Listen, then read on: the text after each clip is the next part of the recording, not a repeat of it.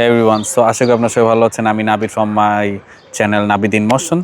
So আশা করি আপনারা আগে 15টা ভিডিও দেখে এসেছেন ডাটা স্ট্রাকচার সিরিজে, এবং লাস্ট ভিডিও ছিল স্লাইডিং উইন্ডো, রাইট? সো আশা করি আপনারা সেই উইন্ডো ম্যাজিকটা বুঝতে পেরেছেন। এবার আসেন আমাদের দুইটা প্রহরীর সাথে পরিচিত হই, okay, which is 2 pointers. Okay, so এর ফিলোসফিটা আবার একটু ডিফারেন্ট। স্লাইডিং উইন্ডো আশা করি আপনারা দেখেছিলেন, রাইট? আপনাদের উদাহরণটা যারা দেখেন নাই প্লিজ দয়া করে দেখে আসেন, তাহলে এই ভিডিওটা বুঝতে সুবিধা হবে। ওকে, সো আপনাকে যেটা বুঝতে হবে যে এখন আমরা 2 পয়েন্টার্স নিয়ে আলাপ করবো, রাইট? সো এর ফিলোসফিটা কিন্তু একটু ডিফারেন্ট।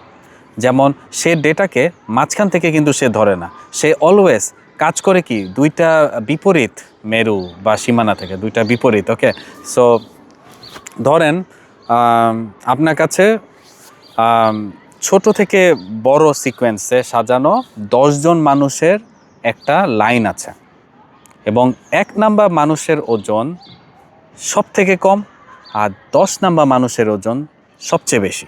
1 নাম্বারের সব থেকে কম, 10 নাম্বার সবচেয়ে বেশি। সো আমি আপনাকে বললাম এই লাইন থেকে এমন 2 জন মানুষকে আপনি খুঁজে বের করবেন যাদের ওজনের যোগফল ঠিক 100 কেজি হবে। ওকে, এখন আপনি একটু চিন্তা করেন আপনি কীভাবে বের করবেন। ফার্স্ট একটু ব্রেইনস্টর্ম করে, যদি মাথায় না আসে ইটস নর্মাল, চিন্তা করেন। ওকে, আসে নাই, রাইট? ওকে, ধরে নিলাম আসে নাই। সো এখানে আপনার 2 পয়েন্টার্সের যে টেকনিকটা, সেটা আসলে এখানে আপনার দুইটা ইমাজিনারি কি আপনার প্রহরী আছে, রাইট? আমি যেটা আগেই আপনাদেরকে বলেছি। সো এখন চিন্তা করেন আপনার যে লেফট পয়েন্টারটা আছে সেটা কিভাবে কাজ করে। যে লাইনের একদম আপনার শুরুতে, মানে সব থেকে হালকা মানুষের মাথায় আপনি লেফট পয়েন্টারটা রাখবেন, আর রাইট পয়েন্টারটা কোথায় রাখবেন? রাইট পয়েন্টারটা রাখবেন আপনি লাইনের একদম শেষে। সো লেফট পয়েন্টার এখানে আর রাইট পয়েন্টার এখানে। ওকে, মানে সবচেয়ে ভারী মানুষের জায়গায় রাইট পয়েন্টার। এবার ক্যালকুলেশনটা একটু দেখেন। সিস্টেম এই দুই প্রান্তের মানুষের ওজন ফার্স্টে যোগ করবে। যদি দেখে যে যোগফল 100 কেজির চেয়ে বেশি হয়ে যাচ্ছে, তার মানে আমাদের একটু হালকা মানুষ দরকার, রাইট? সো রাইট পয়েন্টার তখন কি করবে? এক ধাপ বামে চলে আসবে। সো আপনার ভারী দিক থেকে ভেতরের দিকে আর কি, আমি যদি আরও প্রিসাইসলি আপনাদেরকে বলি। সো যারা বোঝেন নাই তারা একটু পিছনে যান, আপনারা আশা করি আবার বুঝতে পারবেন। সো আপনার কি রাইট পয়েন্টার কি এক ধাপ বামে চলে আসবে।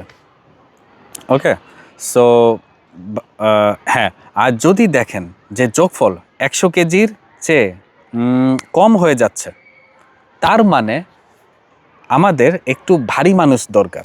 সো লেফট পয়েন্টার তখন এক ধাপ ডানে চলে আসবে। ওকে, সো আমি যদি আরও বলি প্রিসাইসলি, হালকা দিক থেকে সামনের দিকে, আগেরটা উল্টা ছিল, রাইট?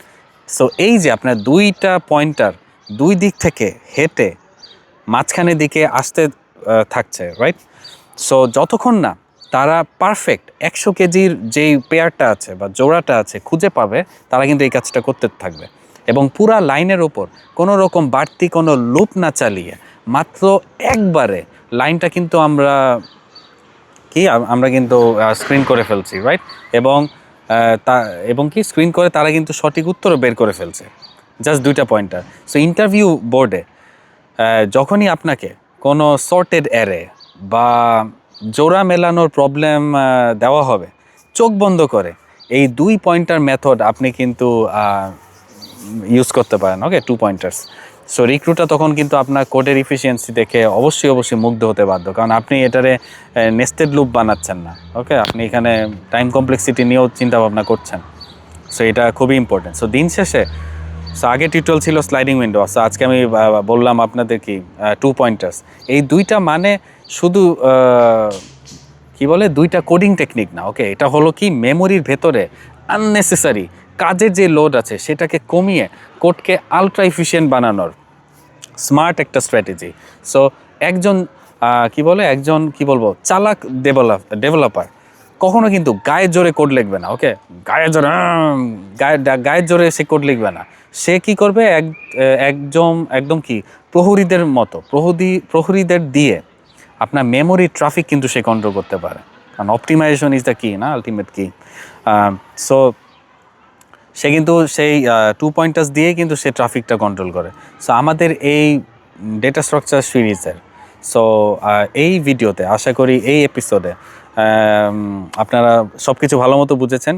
একটু কমপ্লেক্স লাগতে পারে কারণ অনেকেরই পয়েন্টারের প্রতি ভীতি আছে, সো তাই আমি এটাকে ব্রেকডাউন করে 2টা ভাগে ভাগ করলাম, কারণ যদি একসাথে করতাম এটা 15-16 মিনিট হয়ে যেত, তাই আমি 8 মিনিটের মাথায় ওটা কাট করে দেই আর এই ভিডিওতে আমি এই টপিক নিয়ে আলাপ করি। সো আশা করি আপনারা এই ভিডিওটা খুব ভালো মতো বুঝেছেন। সো হ্যাঁ, আমরা এতক্ষণ ধরে কি অ্যারে, মেমোরি আর কি মেমোরি অ্যাড্রেস নিয়ে